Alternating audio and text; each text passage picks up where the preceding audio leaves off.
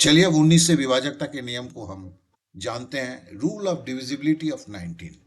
देखिए साधारणतः मैं नोट्स बनाने के लिए, मैथ के नोट्स बनाने के लिए उतना ज़्यादा मैं स्टूडेंट्स को नहीं बोलता हूँ, लेकिन ये जो नियम है विशेषकर 11 से लेके आपका 19 तक जितने भी विभाजकता के नियम है और उधर 7 के विभाजकता का नियम, इसके नोट्स बनाए अवश्य।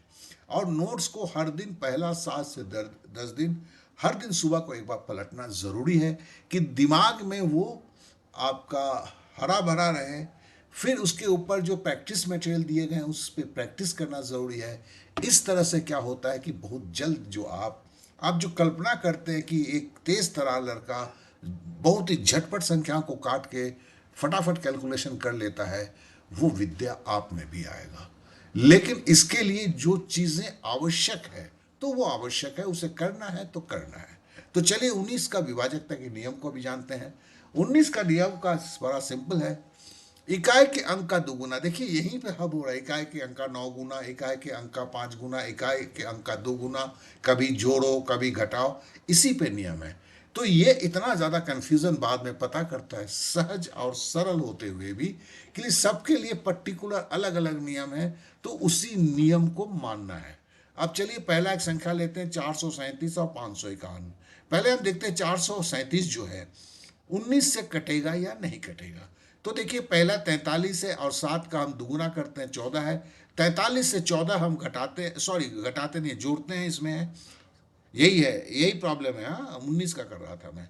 43 में आप दुगुना करके जोड़ते हैं, 57 है, 19 दिया 57, तो मतलब 437 आपका कटेगा।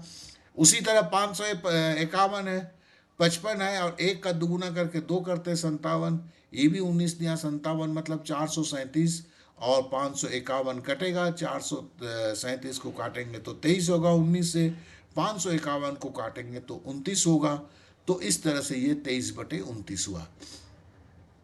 इसी तरह दूसरा लेते हैं 4 संख्या का, 1653 है। अब देखिए कि हमें ये जो है 3 जो है इसका दुगुना करना है और 165 के साथ जोड़ देना है, तो 171 हुआ। हम जानते हैं कि 19 9 171 होता है, तो आप समझ गए कि ये आपका है।